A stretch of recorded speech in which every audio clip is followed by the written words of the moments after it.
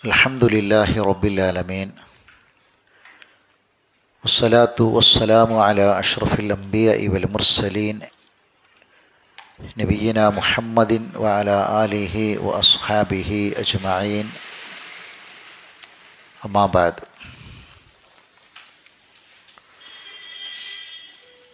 സൂറത്ത് നൂറിലെ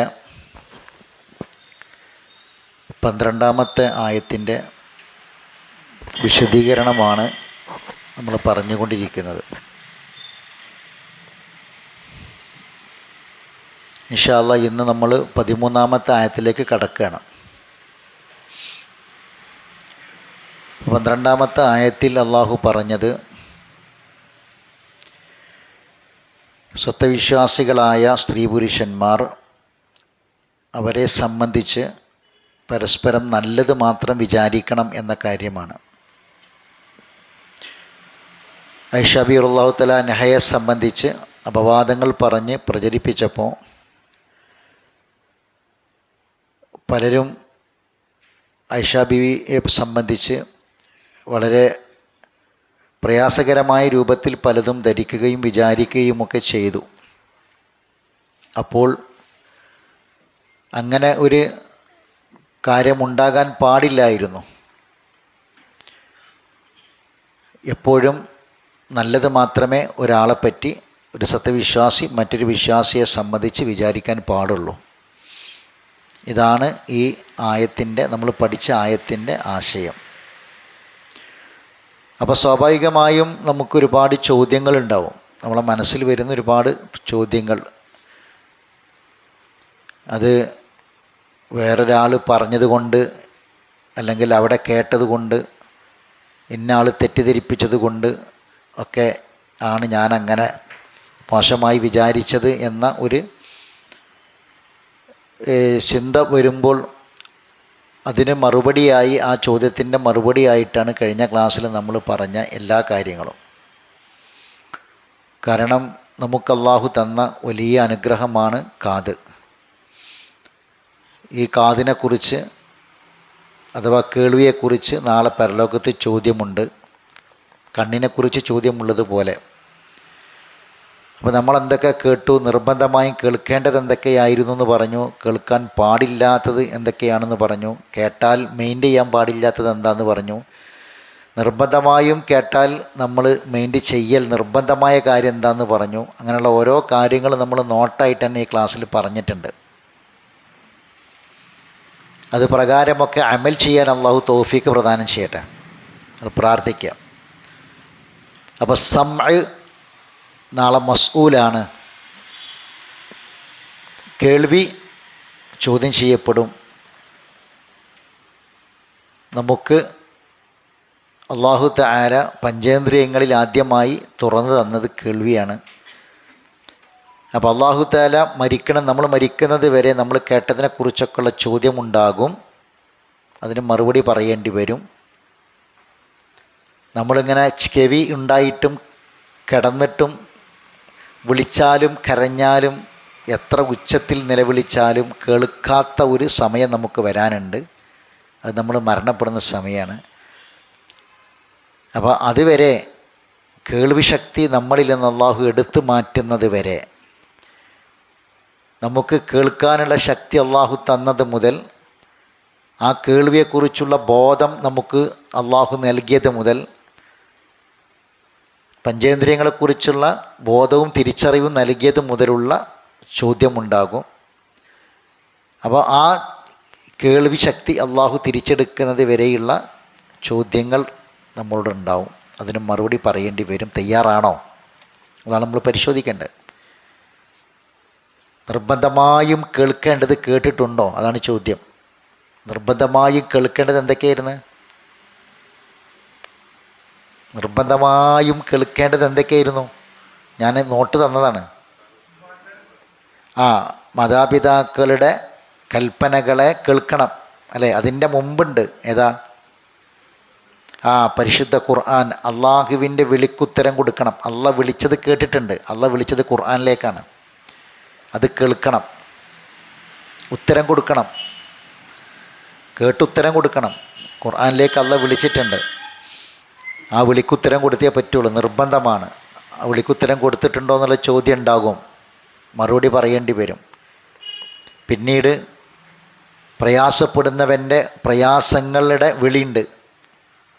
അത് ഫലസ്തീനിലെ പാവപ്പെട്ട മനുഷ്യന്മാർ, പിഞ്ചുമക്കൾ, സ്ത്രീകൾ, വൃദ്ധരായ ആളുകൾ, നമ്മളെ നാട്ടിലെ നാട്ടുമ്പുറത്തെ ആൾക്കാർ, പ്രയാസപ്പെടുന്നവർ, കഷ്ടപ്പെടുന്നവർ, രോഗികൾ, വേദന കൊണ്ട് നിലവിളിക്കുന്നവർ, ആ വിളി കേൾക്കാതെ പോകരുത്, ആ ശബ്ദം കേൾക്കാതെ പോകരുത്. നമ്മളെക്കൊണ്ട് എന്ത് ചെയ്യാൻ പറ്റും അത് ചെയ്യണം. വേദന കൊണ്ട് പ്രയാസപ്പെട്ട് വാവിട്ട് കരയുന്ന രോഗിയാണെങ്കിൽ ആ രോഗിയുടെ നിലവിളി കേൾക്കാതെ നമുക്കൊരാശ്വാസ വാക്കെങ്കിലും പറയാൻ പറ്റാതെ പോകരുത്. നമുക്ക് എന്ത് ചെയ്തു കൊടുക്കാൻ പറ്റും അത് നിർബന്ധമായി നമ്മൾ ചെയ്തു കൊടുത്തേ പറ്റുള്ളൂ. അപ്പം അത് കേട്ടോ എന്നുള്ള ചോദ്യം ഉണ്ടാകും. എന്നാൽ കേൾക്കാൻ പാടില്ലാത്ത പലതും നമ്മൾ കേട്ടുകൊണ്ടിരിക്കുകയാണ്. നമ്മളെ ചെവി ഒരിക്കലും സാക്ഷികളാകാൻ പാടില്ലാത്ത, കേൾക്കാൻ പാടില്ലാത്ത പലതും കേട്ടുകൊണ്ടിരിക്കുന്നു. ആ കേൾവിയെക്കുറിച്ചുള്ള ചോദ്യമുണ്ടാകും. ചിലത് കേട്ടാൽ ഒരിക്കലും അത് സ്വീകരിക്കാതെ പൂർണ്ണമായും അവഗണിക്കണം. ഫഇദാ സമിഉ, അല്ലാഹ് പറയാ, കേട്ടാൽ ലഹവ്, നിങ്ങൾ കേട്ടാൽ, ലഹവിനെ സംബന്ധിച്ച് വിനോദങ്ങളും അനാവശ്യമായ കാര്യങ്ങൾ നിങ്ങൾ കേട്ടാൽ ഫഅറളു അൻഹു, അതിൽ നിന്ന് മാറി നിൽക്കണമെന്ന് പറഞ്ഞു. അവിടെ പോയി ഇരിക്കരുത്, മനസ്സിലായില്ലേ? അവിടെ പോയി ഇങ്ങനെ കസാരമ്പലും മുന്നിൽ സീറ്റിൽ, ഇപ്പം പിന്നെ വിവാഹം ലളിതമാക്കണം എന്നറിയാം, വിവാഹം ലളിതമായ വിവാഹം ആവണമെന്നറിയാം, അല്ലേ? എല്ലാവർക്കും അറിയാം. അതറിയാത്തതിൽ ആരുമില്ല. ഇപ്പം നമ്മൾ ഭയങ്കരമായി പിന്നെ ഇപ്പോൾ ഈ ഫലസ്തീനിലെ പ്രശ്നങ്ങളുടെ പട്ടിണി കിടക്കുന്ന പാവങ്ങൾ, കുട്ടികളും രോഗികളൊക്കെ പറ്റി പറഞ്ഞാൽ നമുക്ക് എങ്ങനെ ഒരു നേരത്തെ ഭക്ഷണത്തിന് വേണ്ടി അടിപിടി കൂടുന്ന ഫലസ്തീനി മക്കളെ മുന്നിൽ കണ്ടിട്ട്, ആ ദുരന്തം മുന്നിൽ കണ്ടിട്ട് നമുക്ക് എങ്ങനെ ഈ മഞ്ഞ കല്യാണം, ചുവന്ന കല്യാണം, ബിരിയാണിയും മന്തിയൊക്കെ അടിച്ച് മിന്നിക്കാൻ പറ്റും ഒരു ദിവസം 3-4 നേരം എന്ന ചോദ്യം നമ്മളെ മുന്നിലിങ്ങനെ എയറിൽ കിടന്നിട്ട് ഇങ്ങനെ വട്ടം കറങ്ങുന്നുണ്ട്. നമ്മൾ കേൾക്കായൊന്നുമല്ല, പക്ഷെ അതിനോട് നമുക്കെങ്ങനെ പ്രതികരിക്കണം എന്നുള്ളത് അറിഞ്ഞൂടാത്തൊരവസ്ഥയുള്ളത്. നമ്മൾ നിസ്സഹായരാകുന്ന വളരെ ദുരന്തകരമായൊരവസ്ഥ ഉണ്ട്, അല്ലേ? അതൊക്കെ ഒരു ഭാഗത്ത് അവിടെ ഉണ്ട്. ആ നിലവിളികൾ നമ്മൾ കേൾക്കാതെ ചെവി അടക്കുകയാണ്. ആ നിലവിളികളും ദീനരോധനങ്ങളും പൊട്ടിക്കരച്ചിലുകളും ഒക്കെ കേൾക്കാതെ, വാവിട്ട് കരയിലുമൊക്കെ കേൾക്കാതെ നമ്മൾ ചെവി അടക്കണോണ്ടാണ് എന്ത് ചെയ്യാൻ കഴിയാത്തത്? പടച്ചവനെ അല്ലാഹുമ്മ ഉൻസുർ ഇഖ്വാനനാ ഫി ഫിലസ്തീൻ എന്ന് പ്രാർത്ഥിക്കാൻ കഴിയാത്തത്, അവർക്ക് വേണ്ടി ദുആ ചെയ്യാൻ പറ്റാത്തത്, നമുക്ക് അവരെ നമ്മളെ മനസ്സിലില്ലാത്തത്, അവർ വേറെ ഏതോ ഒരു നാട്ടുകാരല്ലേ എന്ന് വിചാരിച്ചിരിക്കുകയാണ്, നമ്മളെ സഹോദരങ്ങളാണെന്നുള്ള ചിന്ത നമുക്കില്ലാത്തത്, കേട്ടത് നമുക്ക് ഉള്ളിൽ കറങ്ങാത്തതുകൊണ്ടാണ്, അവസ്ഥ ഉള്ളതുകൊണ്ടാണ്, അല്ലേ? അപ്പോൾ ഇതൊക്കെ നമ്മളെ മുന്നിലുണ്ടാകുമ്പോൾ നമ്മൾ കുറേ, എന്നിട്ടും നമ്മളിതൊക്കെ കാണുമ്പം നമ്മളെ നാട്ടിൽ ഒരു മുസ്ലിമിൻ്റെ വീട്ടിൽ അടിപൊളി കല്യാണം നടക്കുകയാണ്, ഗംഭീര ഗാനമേളയും ലൈറ്റും അതും ഇതൊക്കെ വെച്ചിട്ട് 3 ദിവസം 4 ദിവസമൊക്കെ നീണ്ടു നിൽക്കുന്ന മഞ്ഞും ചുവപ്പൊക്കെ നടക്കുമ്പോൾ അത് നമുക്കറിയാം അനാവശ്യമാണ്, പാടില്ല, ചെയ്യാൻ പാടില്ല, അല്ലേ? അപ്പം നമ്മളെ വന്ന് വിളിക്കാൻ ക്ഷണിക്കുകയാണ്, അതിലേക്കാണ് ക്ഷണിക്കണത്. ആ വിളി നമ്മൾ കേട്ടാൽ ഉത്തരം ചെയ്യാൻ പാടില്ല എന്ന് മാത്രമല്ല, അതിനോട് നമ്മൾ പ്രതികരിക്കുകയും ചെയ്യണം. വേണ്ടേ? പ്രതികരിക്കുകയും ചെയ്യണം. അപ്പോൾ ചിലത് നമ്മൾ ലഘവ് നമ്മൾ കേട്ടാൽ നമ്മൾ തിരിഞ്ഞു പോരണം. അവിടെ കസാരട്ട് മുന്നേ തന്നെ കുത്തിരിക്കരുതെന്നാണ് പറഞ്ഞത്, മനസ്സിലായല്ലോ? അത് നാളെ പരലോകത്ത് മസ്ഊലാണ്, ചോദ്യമുണ്ട്. എന്ത് ചെയ്തു? നിനക്ക് കാര്യമൊക്കെ അറിയാമായിരുന്നു, എന്നിട്ടും നിൻ്റെ അതിനോടുള്ള പ്രതികരണം എങ്ങനെയായിരുന്നു എന്ന ചോദ്യമുണ്ടാകും. അപ്പോൾ എന്ന് പറയുന്നത് വലിയൊരു വിഷയമാണ്, നമ്മൾ നല്ലോണം ശ്രദ്ധിക്കണം. ഒരു ദിവസം രാവിലെ നേരം പുലർന്നത് മുതൽ രാത്രി കിടക്കുന്നത് വരെ നമ്മുടെ ചെവി സാക്ഷിയായതിനെക്കുറിച്ചെല്ലാം ചോദ്യമുണ്ട് എന്ന് പറയുമ്പം അതിലൊന്നാമത്തെ ചോദ്യം ഇന്ന സമഅ, അല്ലേ? എന്നിട്ടാണ് ബസർ ഫുആദ് കുല്ലു ഉലായിക കാനാനുഹു മസ്ഊല എന്ന് പറഞ്ഞത്. ശരി, അപ്പം ആ കേൾവിയെ നമ്മൾ ക്രമീകരിക്കണം എന്ന് പറയാൻ പല കാരണങ്ങളുണ്ട്. അതിലൊരു കാരണം എന്താണ്? പലതും നമ്മൾ ചിലതൊക്കെ പ്രത്യേകിച്ച് അപവാദങ്ങളൊക്കെ ആണെങ്കിൽ ഒരാളെപ്പറ്റി മോശമായ വിചാരം നമ്മളെ മനസ്സിൽ വരും. ഒരു മോശമായ വിചാരം നമ്മൾ ഓൻ അങ്ങനത്തെ ആളാണല്ലേ എന്നൊരാണിനെപ്പറ്റി പെണ്ണിനെപ്പറ്റി നമ്മൾ വിചാരിക്കാൻ പാടില്ല. മനസ്സിലായില്ലേ? അപ്പോൾ അതാണ് ഈ ആയത്തിൽ അള്ളാഹ് ചോദിച്ചത്. എന്തുകൊണ്ട് നിങ്ങൾ പറഞ്ഞില്ല? വലൗലാ ഇത് സമയത്തുമോഹു ലൗലാ ഇത് സമയത്തുമോഹു ലൗലാ ഇത് സമയത്തുമോഹു ലന്നൽ മുഅ്മിനൂന വൽ മുഅ്മിനാത്ത് ബി അൻഫുസിഹിം ഖൈറ. നിങ്ങളിത് കേട്ടപ്പോൾ മുഅ്മിനുകളായ സ്ത്രീ പുരുഷന്മാരെക്കുറിച്ച് അവരുടെ സ്വന്തത്തെ സംബന്ധിച്ച് നിങ്ങൾ എന്തുകൊണ്ട് നല്ലത് വിചാരിച്ചില്ല എന്ന ചോദ്യമാണ്. ഇത് കേട്ടപ്പോൾ അപ്പോൾ നമ്മൾ കേൾക്കുമ്പോൾ സ്വാഭാവികമായും നമ്മളെ മനസ്സിലേക്ക് വരുന്ന വിചാരങ്ങൾ നിയന്ത്രിക്കണം, ചോദ്യം ഉണ്ടെന്നുള്ളതാണ്. ചിലത് പറയണം. ഈ ആയത്തിൽ എന്താ പറയേണ്ടത്? ഹദാ ഇഫ്കുൻ മുബീൻ വഖാലു, എന്തുകൊണ്ട് നിങ്ങൾ പറയുകയും ചെയ്തില്ല? ഹദാ ഇഫ്കു മുബീൻ, ഇത് വ്യക്തമായ അപവാദ പ്രചാരണമാണ്, കെട്ടുകഥയാണ്, നുണയാണ് എന്ന് എന്തുകൊണ്ട് നിങ്ങൾ പറയുകയും ചെയ്തില്ല എന്ന ചോദ്യമാണ് അള്ളാഹു ചോദിച്ചത്. അപ്പോൾ ഇൻഷാ അല്ലാഹ് ഇനി നമുക്കൊക്കെ എത്ര ആയുസ്സെന്ന് അറിയില്ല, അത്രയും കാലം നമ്മൾ ഭൂമിയിൽ ജീവിക്കുമ്പോൾ ഇനി ഒരുപാട് ഇതുവരെ കേട്ടത് കുറേ ഉണ്ട് അല്ലേ? ഇതുവരെ കേട്ടതുണ്ട്. നമ്മൾ പഠിച്ചുകൊണ്ട് പൊറുക്കലിനെ തേടുക. കേട്ടപ്പോൾ നിർബന്ധമായും മറുപടി കൊടുക്കാൻ കഴിഞ്ഞിട്ടുണ്ടാവില്ല. റബ്ബിനോട് പൊറുക്കലിനെ തേടുക. കേൾക്കാൻ പാടില്ലാത്തത് കേട്ടുപോയിട്ടുണ്ടാകും, പൊറുക്കലിനെ തേടുക. കേട്ടാൽ പ്രതികരിക്കേണ്ട കാര്യങ്ങൾ എന്താണെന്ന് അള്ളാഹ് പറഞ്ഞിട്ടും ആ പ്രതികരണം നടത്താൻ കഴിയാതെ നിസ്സഹായരായി നിന്ന അവസ്ഥകൾ ഉണ്ടായിട്ടുണ്ടാകാം. റബ്ബിനോട് പൊറുക്കലിനെ തേടുക, പുറത്തുതരാൻ വേണ്ടി ആവശ്യപ്പെടുക. ഇന്ന് ഈ ആയത്ത് ഭയങ്കരമാണ്. കാരണം ഇത് ഇന്നത്തെ ഏറ്റവും ആധുനിക ടെക്നോളജി, നമ്മളെ മുന്നിലുള്ള ഏറ്റവും വലിയ വെല്ലുവിളി എന്താണ്? ആ വെല്ലുവിളിക്കുള്ള ഉത്തരമാണിത് പറഞ്ഞത്. നമ്മളെ കയ്യിലും നമ്മളെ കുടുംബത്തിൻ്റെ കയ്യിലും നമ്മളെ മക്കളെ കയ്യിലും ഒക്കെ ഉള്ളത് ഇത് മാത്രമല്ല, ഇത് വിളിച്ചിട്ട് ഈ ഫോൺ വിളികൾ വരെ ഏറ്റവും വലിയ ഭീകരാവസ്ഥ. ഇപ്പം നമ്മൾ വളരെ ശ്രദ്ധിക്കേണ്ട ഒരു കാര്യം കൂടി ഞാൻ പറയാം.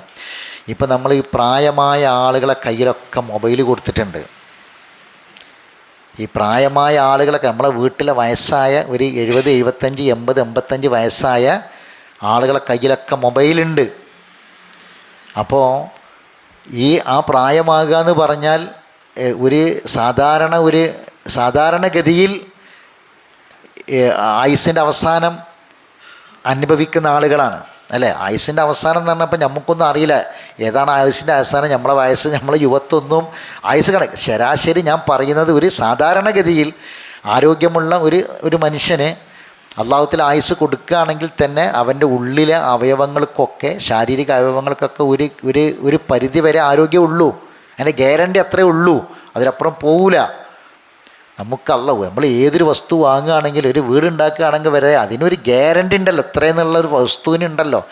അള്ളാഹ് പടച്ചൊരു പടപ്പ നമുക്കും നമ്മളെ അവയവങ്ങൾക്കും ഒരു ഗ്യാരണ്ടി അത്രയേ ഉള്ളൂ. നമ്മളെ കിഡ്നി, എത്ര ആരോഗ്യമുള്ള കിഡ്നി ആണെങ്കിലും അത് കുറേ ഓടിക്കഴിഞ്ഞാൽ പിന്നെ അതിൻ്റെ ആരോഗ്യം ക്ഷയിക്കും.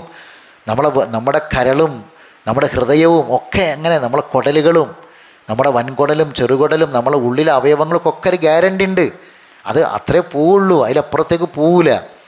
അപ്പം അങ്ങനെ ഈ ജീവിതത്തിൻ്റെ ഒരു അവസാനം ഒരു അനുഭവിക്കുന്ന ആളുകൾ വരെ തെറ്റുകൾ സമ്പാദിക്കുകയാണ്.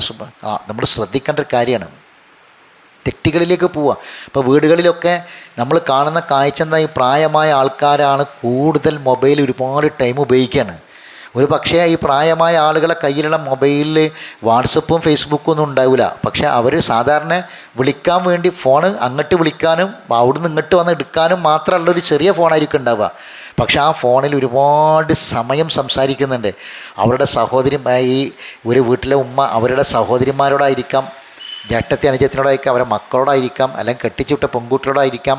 ഈ സംസാരങ്ങളിൽ ഏറെയും എന്താ വരിക? ഇത് ചെവിയിലേക്കാണത് വെക്കണത് അല്ലേ? ഇതിൽ ഏറ്റവും കൂടുതൽ കേൾക്കേണ്ടി വരുന്ന പലപ്പോഴും ഗീബത്തും നമീമത്തും ഒക്കെ ആയിരിക്കും. നല്ല വർത്തമാനങ്ങൾ എത്ര, ആശ്വാസവാക്കുകൾ, സമാധാന വാക്കുകൾ, നസീഹത്ത്, ഒരു ഗുണകാംക്ഷ, ഒരു ഉപദേശം, അത് വളരെ കുറച്ചേ ഉണ്ടാവുള്ളൂ. അതാർക്കുണ്ടാകുമെന്നറിയോ? ഖുർആൻ ക്ലാസ്സിൽ വരുന്ന പെണ്ണുങ്ങൾക്ക് ഉണ്ടാകും, ഖുർആൻ പഠിക്കുന്ന സ്ത്രീകളിലുണ്ടാകും, നസീഹത്ത് ഉണ്ടാകും. അവർ കേൾക്കുന്നത് ഖുർആനാണ്. അപ്പം നല്ല വർത്തമാനങ്ങൾ അവർ പറഞ്ഞു കൊടുക്കും, നല്ല ഉപദേശം പറഞ്ഞു കൊടുക്കും, ഒരു ക്ഷമിക്കാൻ വേണ്ടി പറയും. അപ്പോൾ അവിടുന്ന് മകളോടാണ് സംസാരിക്കണതെങ്കിൽ ആ മകൾ എന്നും രാവിലെയും വൈകുന്നേരം ഉമ്മ കെട്ടിച്ചു വിട്ട മകളോട് സംസാരിക്കുകയാണ്. ആ മകള് അവിടെയുള്ള കുറ്റങ്ങളും കുറവുകളും പറയണം. ആ കുറ്റങ്ങളും ഇന്നത്തെ വർത്താനം എന്താണെന്ന് അറിയാനാണ് ഈ വിളി. ഇന്നത്തെ വൈകുന്നേരം വരെയുള്ള വർത്താനം എന്താ? ഈ ഇന്നത്തെ വർത്താനം കേൾക്കേണ്ടത് എന്തിനാണ്? അവിടുത്തെ കുറവുകളും ന്യൂനതകളും കേൾക്കാനും ഇവിടുന്ന് അങ്ങോട്ട് പറയാനുമാണ്. നമ്മൾ വളരെയധികം ശ്രദ്ധിക്കണം സഹോദരന്മാരെ. എന്നിട്ട് ആ സംസാരങ്ങളിലേറെയും വളരെ അമലുകൾ ഇങ്ങനെ ഉരുകി ഒലിച്ചു പോകുന്ന നമുക്കൊക്കെ എന്താ ഉള്ളത്? നമ്മൾ ഇപ്പോൾ അങ്ങോട്ട് മരിക്കുകയാണെങ്കിൽ ഈ ഇരിക്കുന്ന ഇരുത്തത്തിൽ നമുക്കൊക്കെ ഉള്ള പ്രതീക്ഷ എന്താ? നമ്മൾ ചെയ്ത അമലല്ലേ? നമ്മൾ ചൊല്ലിയ തസ്ബീഹും തഹ്ലീലും തക്ബീറും അല്ലേ? നമ്മൾ ചൊല്ലിയ ദിക്റുകളും നിസ്കാരങ്ങളും ദുആകളും ഇബാദത്തുകളും അല്ലേ നമുക്കൊക്കെ ഉള്ള ആകെ പ്രതീക്ഷ? ഈ അമലുകളൊക്കെ ഉരുകി ഒലിച്ചു പോകൂലേ ഈ വാക്ക് തൊള്ളിന്ന് പോയാൽ? ആ വാക്കുകളിൽ നമീമത്തും ഗൈബത്തും അടക്കമുള്ള കാര്യങ്ങളാണ് വരുന്നതെങ്കിൽ ഈ അമലൊക്കെ ബാത്തിലായില്ലേ, പോയില്ലേ? നമ്മളെ ഈ പ്രായമായ ഉമ്മമാർക്ക് ഈ വാങ്ങിക്കൊടുത്ത മൊബൈൽ ഈ ആസിഡല്ലേ വാങ്ങിക്കൊടുത്ത? ആലോചിച്ച് നോക്കി. ഒരു ആസിഡ് നിലത്ത് വേണം എന്തായാലും ഉരുകി ഒലിച്ചു പോയില്ലേ ആ സാധനം? അങ്ങനെ ഉരുകി ഒലിച്ചു അമലുകൾ ഉരുകി ഒലിച്ചു പോകുന്ന ആസിഡാണ് ഈ ചെവിയിൽ വെക്കണത്, ഈ സംസാരിക്കണത്, ആ കേൾക്കണത്. എത്ര അപകടകരമാണ് ആലോചിച്ച് നോക്കി നിങ്ങൾ. ഇതൊരു ചെറിയ കാര്യമല്ല. നല്ല അതേ സമയത്ത് ഇത് ഒരുപാട് ഉപകാരങ്ങൾക്ക് വേണ്ടി ഉപയോഗിക്കാൻ പറ്റും. അത് വളരെ വളരെ ചുരുക്കം. എന്താ അള്ളാഹ് പറഞ്ഞ ഖുർആനിൽ? ഇന്ന ഖലീലൻ മിൻ ഇബാദിയ ഷക്കൂർ. നന്ദി കാണിക്കുന്ന ഈ അള്ളാഹ് തന്ന ഈ അനുഗ്രഹത്തിനൊക്കെ നന്ദി കാണിക്കുന്ന അടിമകൾ വളരെ കുറവാണെന്നാണ് പറഞ്ഞത് അള്ളാഹ്. വളരെ പരിമിതമാണ്. ഒരു നല്ല ഉപദേശം കൊടുക്കണേ, നല്ല മോളെ അങ്ങനെ പറയാൻ പാടില്ല, അങ്ങനെ നമ്മൾ കേൾക്കാൻ പാടില്ല, അങ്ങനെ ചിന്തിക്കാൻ പാടില്ല എന്ന് പറഞ്ഞ് നല്ല ഉപദേശങ്ങൾ കൊടുക്കുന്ന ഈ ഇങ്ങനെ പ്രാർത്ഥിക്ക്, ഈ ഞാനൊരു ദുആ അയച്ചുതരാം, ആ ദുആ ഈ പ്രാർത്ഥിക്ക്, നല്ലത് മാത്രം വിചാരിക്കും മോളെ, ചീത്ത ഒരാളെപ്പറ്റും അങ്ങനെ വിചാരിക്കല്ല എന്നൊക്കെ ഉപദേശിക്കുന്ന ഉമ്മമാർ എവിടെയുള്ളത്? നിങ്ങളൊന്ന് ആലോചിച്ച് നോക്കി. ഈ പ്രദേശത്ത് ഈ പള്ളി നിൽക്കുന്ന വാർഡിൽ നൂറുകണക്കിന് വീടുകളില്ലേ, പതിനായിരക്കണക്കിന് സ്ത്രീകളില്ലേ? ഇവിടെ ഇങ്ങനെ ഖുർആൻ കേൾക്കുന്ന സ്ത്രീകൾ എത്ര? 4, 5, 6 സ്ത്രീകളല്ലേ വരുന്നത്. ബാക്കിയുള്ളത് മുഴുവനും എങ്ങനെയാണ് നിൽക്കണമെന്ന് ആലോചിച്ച് നോക്കി നിങ്ങൾ. അവസ്ഥ എന്താണെന്ന് ആലോചിച്ച് നോക്കി. വല്ലതും ഇതിനെക്കുറിച്ച് ബോധമുണ്ടോ? ഈ കേൾക്കുന്നതിനെക്കുറിച്ച് പറയുന്നതിനെക്കുറിച്ച് വല്ല തിരിച്ചറിവുണ്ടോ? എത്ര അപകടകരമായ അവസ്ഥയാണ്. അപ്പോൾ ആ ആയത്താണ് നമ്മൾ നന്നൽ ഈ ഒരാളെക്കുറിച്ച് നമ്മൾ മോശമായ വിചാരം വരുന്നതോടു കൂടിയിട്ട് എന്തായി? അള്ളാഹുവിൻ്റെ മുന്നിൽ നമ്മൾ തെറ്റുകാരായിട്ട് മാറും. അപ്പോൾ അതാണ് ഈ ആയത്ത്. അപ്പോൾ നമ്മൾ നിർബന്ധമായും കേൾക്കേണ്ടത്, കേൾക്കാൻ പാടില്ലാത്തത് തിരിഞ്ഞു കളയേണ്ടത്, ചിലത് കേട്ടാൽ പ്രതികരിക്കേണ്ട വാക്കുകൾ എന്താണ്, ഇതൊക്കെ അള്ളാഹു തആല നമുക്ക് പറഞ്ഞു തന്നു. അപ്പോൾ നമ്മളത് ക്രമപ്പെടുത്തണം. നാളെ റബ്ബിൻ്റെ മുന്നിൽ നമ്മൾ ഈ കേൾവിയെ സംബന്ധിച്ച് ചോദിക്കുമ്പോൾ എന്ത് മറുപടി പറയും എന്നൊരു ഉറപ്പ് നമുക്കൊക്കെ ഉണ്ടാകണം. ശരി, ഇനി അടുത്ത ആയത്തിലേക്ക് നമ്മൾ കടക്കുകയാണ്. വീണ്ടും അള്ളാഹു തആല ഞാൻ പറഞ്ഞു ലൗല എന്ന ചോദ്യത്തോടു കൂടിയാണ്. ഒരു ചോദ്യം അള്ളാഹു എന്തുകൊണ്ട് അങ്ങനെ ആയില്ല എന്നതാണ്. അപ്പം ഇവിടെ പറഞ്ഞ വിഷയം അപവാദമാണ്. അങ്ങനെ ഒരു വ്യഭിചാര ആരോപണവുമായി ബന്ധപ്പെട്ട് ആ ഒരു കാര്യത്തെ എങ്ങനെ സ്വീകരിക്കണം? 4 സാക്ഷികൾ വേണം. ആ സാക്ഷികളെ കൊണ്ടുവരണം. അത് കൊണ്ടുവരാൻ ഒരാൾക്ക് ഒരു പെണ്ണിൻ്റെ പേരിൽ ഒരു വ്യഭിചാര ആരോപണം പറഞ്ഞു കഴിഞ്ഞാൽ, അല്ലെങ്കിൽ ഭാര്യാഭർത്താക്കന്മാർ തമ്മിലാണതെങ്കിൽ ഒക്കെ എങ്ങനെയായിരിക്കണം അതിനോട് ഇസ്ലാമിക സമീപനം എന്ന് അള്ളാഹു തആല നമുക്ക് പറഞ്ഞു തന്നിട്ടുണ്ട്. അതിനുശേഷം അള്ളാഹു ഈ ചോദ്യങ്ങൾ ഇങ്ങനെ ചോദിക്കുകയാണ്. വീണ്ടും അള്ളാഹു തആല ഇനി നമ്മൾ പഠിക്കാൻ പോകുന്ന തൊട്ടടുത്ത 13-ാമത്തെ ആയത്തിലും അള്ളാഹു തആല ഒരു ചോദ്യമാണ് ചോദിക്കുന്നത്. അപ്പോൾ ആ ചോദ്യം നമുക്ക് ആയത്താണ്, അത് കാണാതെ പഠിക്കണം. ആയത്തിൻ്റെ പാരായണ നിയമങ്ങൾ പഠിക്കണം, അതിൻ്റെ വാക്കിൻ്റെ അർത്ഥങ്ങൾ പഠിക്കണം, ആശയങ്ങളും പഠിക്കേണ്ടതുണ്ട്. അപ്പോൾ ഞാൻ ആദ്യം ഈ ആയത്ത് അതിൻ്റെ നിയമങ്ങളൊന്ന് പറയാം. ശ്രദ്ധിക്കെല്ലാവരും. നിയമങ്ങൾ പറയാം. ലൗല എന്നുള്ളിടത്ത് ലാമിനൊരു സദ്ദുണ്ട്. അത് നമ്മൾ ലാം ഇങ്ങനെ വളരെ കട്ടി കുറച്ച് ഒന്നിന് പകരം അവിടെ നിന്ന് കട്ടി കൂട്ടി ഊതുക എന്നുള്ളത് തന്നെയാണ്. പിന്നെ ലൗല ജാ ഉ എന്നുള്ളിടത്ത് മദ്ദാണ്, ആ മദ് നീട്ടണം. ലൗല ജാ ഉ അലൈഹി ബിഅർബഅതി ശുഹദാ. അവിടെ ശുഹദാ എന്നുള്ളിടത്ത് മദ്ദാണ്, ആ മദ് നീട്ടണം. അവിടെ വഖഫ് ചെയ്യാം. കാരണം അവിടെ വഖഫ് ചെയ്യൽ ജായിസാണ്. ആ ജീമി എന്ന ഒരു ചെറിയ അക്ഷരങ്ങൾക്ക് അവിടെ വഖഫിൻ്റെ അലാമത്ത് അവിടെ കാണാം. فإذ لم يأتوا بالشهداء فأولئك عند الله هم الكاذبون. അവിടെ ഓതുമ്പോൾ ശ്രദ്ധിക്കേണ്ട ഒരു കാര്യം എന്താണെന്ന് ചോദിച്ചാൽ ഷുഹദാഇൻ്റെ അവിടെ നീട്ടണം. ഫഉലായിക എന്നുള്ളിടത്ത് മദ്ദാണ്. ഇൻദല്ലാഹ് എന്നുള്ളിടത്ത് സാക്കിനായ നൂനിന് ശേഷം ദാലായതുകൊണ്ട് ഇഖ്ഫാഉം ബിഗുന്നയാണ്. ആ നൂനിനെ അവ്യക്തമാക്കിയിട്ട് എന്ത് ചെയ്യണം? ഇഖ്ഫായ് ചെയ്തിട്ട് മണിച്ചുകൊണ്ട് ഓതണം. ഇത്രയും കാര്യങ്ങളാണ് നമുക്ക് ആ ആയത്തിൽ ശ്രദ്ധിക്കാനുള്ളത്. ഇനി ഞാൻ ആ ആയത്ത് കേൾപ്പിക്കാം. അത് നിങ്ങൾ ആവർത്തിച്ച് ഓതുക, നിയമങ്ങൾ മനസ്സിലാക്കുകയും ചെയ്യാം. അത് ഞാൻ നിങ്ങൾ ഓതാൻ പറയുന്നതിന് മുമ്പ് ഞാനൊരു കാര്യം കൂടി പറയാം. ഇന്ന് നമ്മൾ ഈ ക്ലാസ്സിൽ കാര്യമായിട്ട് ആയത്ത് ഓതി പഠിക്കൽ തന്നെയാണ്. നമുക്കൊരു ദിവസം രാവിലെ നല്ല ലാഭമുള്ള ഒരു കച്ചവടം കിട്ടിയായിരിച്ചോളി. നല്ല ലാഭമുള്ളൊരു കച്ചവടം രാവിലെ തന്നെ കിട്ടി. എന്തായിരിക്കും നമുക്ക് എത്ര സന്തോഷം ഉണ്ടാകും അല്ലേ? ഇപ്പോൾ നമ്മൾ കച്ചവടക്കാർ കൂട്ടത്തിലുണ്ടെങ്കിൽ ബാക്കിയുള്ള ഇനി എന്ത് വരുമാനമാണെങ്കിലും കച്ചവടത്തിലേക്കാണ് ഇസ്ലാം അതിനെ നീക്കിയത്. ഈ ആരാണെങ്കിലും ശരി, നമുക്ക് ഇപ്പം ഇനി ലാഭമാകുമോ നഷ്ടമാകുമോ എന്നതിനെ സംബന്ധിച്ച് നമുക്ക് ഇന്ന് വല്ല കച്ചവടം നടക്കുമെന്നൊക്കെ ടെൻഷനാണ് അല്ലേ? എന്നാൽ അള്ളാഹ് പറയും ഒരിക്കലും നഷ്ടം ഭയപ്പെടാത്ത കച്ചവടം. അതിനെന്താ അറബി പറയാ? തിജാറത്തല്ലൻ തബൂർ.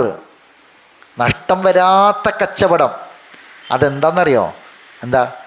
ഇന്നല്ലതിന് യത്ലൂന കിതാബ് അല്ലാ. അള്ളാഹിൻ്റെ കിതാബ് ഓതാൻ പറ്റുക, അള്ളാഹിൻ്റെ കിതാബ് ഖുർആൻ ഓതുക എന്നത് എന്താണ്? നഷ്ടം വരാത്ത കച്ചവടമാണ് ഒരിക്കലും. അപ്പോൾ അതുകൊണ്ട് ആ സന്തോഷത്തോടെ ഓതിക്കോളി. എത്ര മട്ടം ഓതാൻ പറ്റുമോ അത്രയും തവണ ഓതിക്കോളി. ഇത് ഖബറിലേക്ക് പരലോകത്തേക്ക് നമുക്ക് ഒരിക്കലും നഷ്ടം വരാത്ത കച്ചവടമാണ്. ഒരിക്കലും ഇതിൻ്റെ കൂലി പോവില്ല. മനസ്സിലായില്ലേ? ഇത് പരലോകത്തേക്കുള്ള. അപ്പോൾ ആ സന്തോഷത്തോട് കൂടിയിട്ട് നമ്മൾ ആവർത്തിച്ചോതുക, നിയമങ്ങൾ മനസ്സിലാക്കുകയും ചെയ്യുക.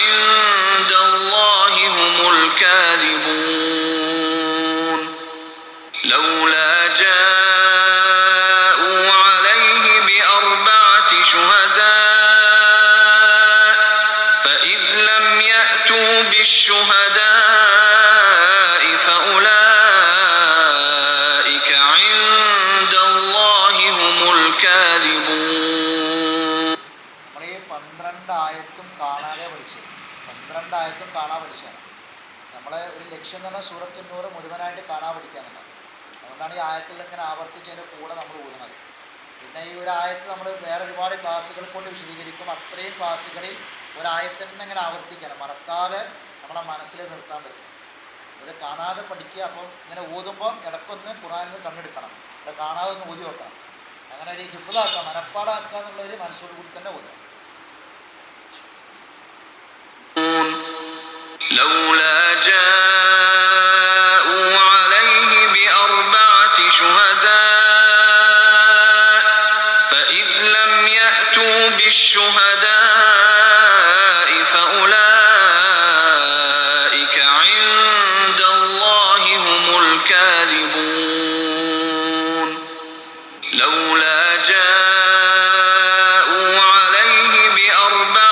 شهداء بالشهداء فأولئك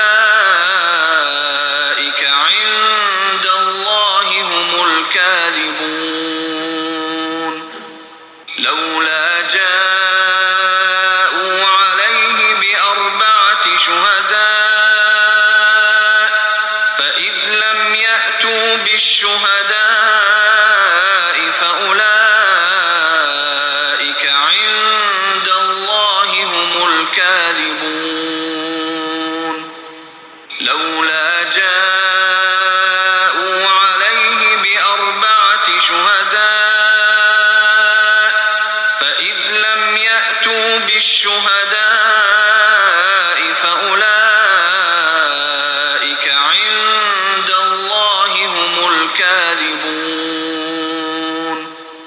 لولا جاءوا عليه بأربعة شهداء فإذ لم يأتوا بالشهداء فأولئك عند الله هم الكاذبون لولا جاءوا عليه بأربعة شهداء فإذ لم يأتوا بالشهداء فأولئك عند الله هم الكاذبون. അപ്പോൾ ഈ ആയത്തിൻ്റെ ആശയങ്ങളും അർത്ഥങ്ങളൊക്കെ ഇൻഷാല്ലാ അടുത്ത ക്ലാസ്സിൽ പറയും. അപ്പോൾ നമുക്ക് പിന്നെ ഖിറാഅത്ത് നമ്മൾ പഠിക്കുമ്പോൾ 4 ടൈപ്പ് ഖിറാഅത്ത് ഉണ്ട് നമുക്കറിയാം. 4 ടൈപ്പ് ഖിറാഅത്തിനെ പറ്റി നമ്മൾ അറിയണം. തർത്തീൽ, തദ്വീർ, തഹ്ഖീഖ്, ഹദർ നമ്മൾ മുമ്പ് ക്ലാസ്സിൽ വിശദീകരിച്ചതാണ്. അപ്പം ആ ഖിറാഅത്തുകൾ കൂടി നമ്മളൊന്ന് കേൾക്കണം. ഈ ഒരു ഖിറാഅത്ത് നമ്മളിത് കാണാൻ പഠിക്കുമ്പം 4 ടൈപ്പ് ഖിറാഅത്തുകളുണ്ട്. ആ 4 ടൈപ്പ് ഖിറാഅത്ത് 1 തർത്തീലാണ്, 2 തദ്വീറാണ്, 3 തഹ്ഖീഖാണ്, 4 ഹദറാണ്. ഈ 4 ടൈപ്പ് ഖിറാഅത്തുകൾ. അപ്പോൾ അതും കൂടി നമുക്കൊന്ന് കേട്ടിട്ട് പിന്നെ കൂടെ ഓതുക. വ്യത്യസ്തമായ ഒരു 6 ഖിറാഅത്തുകളുണ്ട്. അത് കേട്ടിട്ട് നമുക്ക് അവസാനിപ്പിക്കാം. അതിൻ്റെ കൂടെ ഓത് എല്ലാവരും ഓതുക. ഖുർആനിൽ നോക്കും ചെയ്യാം. لولا جاءوا عليه بأربعة شهداء فإذ لم يأتوا بالشهداء فأولئك عند الله هم الكاذبون لولا جاءوا عليه بأربعة شهداء فإذ لم يأتوا بالشهداء فأولئك عند الله هم الكاذبون لولا جاءوا عليه بأربعة شهداء فإذ لم يأتوا بالشهداء فأولئك عند الله هم الكاذبون لولا جاءوا عليه بأربعة شهداء فإذ لم يأتوا بالشهداء فأولئك عند الله هم الكاذبون لولا جاءوا عليه بأربعة شهداء فإذ لم يأتوا بالشهداء فأولئك عند الله هم الكاذبون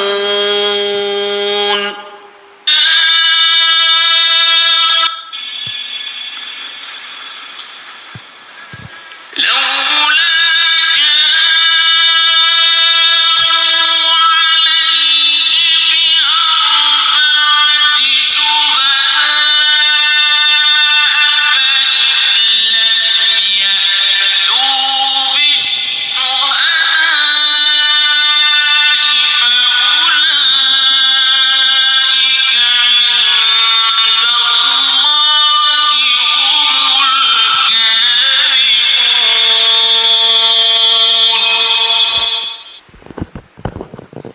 ഇൻഷാ അല്ലാഹ് ഈ ആയത്തിൻ്റെ പദങ്ങൾ അർത്ഥവും അതിൻ്റെ വിശദീകരണങ്ങളൊക്കെ ആയത്തിൻ്റെ ആശയങ്ങളൊക്കെ അടുത്ത ക്ലാസ്സിൽ പറയാം. അള്ളാഹു നമുക്ക് എല്ലാവർക്കും ദീർഘായുസ്സും ആഫിയത്തും പ്രദാനം ചെയ്യട്ടെ. പഠിച്ച കാര്യങ്ങൾ മറക്കാതെ നമ്മൾ ഹൃദയത്തിൽ അള്ളാഹു നിലർത്തി തരുമാറാവട്ടെ. പഠിച്ചത് അമലാക്കാനുള്ള തൗഫീഖ് അള്ളാഹു പ്രദാനം ചെയ്യട്ടെ. നമ്മളെ മക്കൾ അള്ളാഹു സ്വാലിഹായ മക്കളാക്കി തീർക്കട്ടെ. നമ്മളെ കുടുംബത്തിൽ അള്ളാഹു മനസ്സമാധാനം പ്രദാനം ചെയ്യുമാറാവട്ടെ. അള്ളാഹുത്തിലെ നമുക്ക് ശരീരത്തിന് ആരോഗ്യവും ആഫിയത്തും പ്രദാനം ചെയ്യുമാറാവട്ടെ. റബ്ബനാ തഖബ്ബൽ മിന്നാ ഇന്നക അന്ത സമീഉൽ അലീം വതുബ് അലൈനാ ഇന്നക അന്ത തവ്വാബുർ റഹീം വആഖിറു ദഅവാനാ അനിൽ ഹംദുലില്ലാഹി റബ്ബിൽ ആലമീൻ. സുബ്ഹാനക അല്ലാഹുമ്മ ബിഹംദിക അഷ്ഹദു അൻ ലാ ഇലാഹ ഇല്ലാ അൻത അസ്തഗ്ഫിറുക വഅതൂബു ഇലൈക്.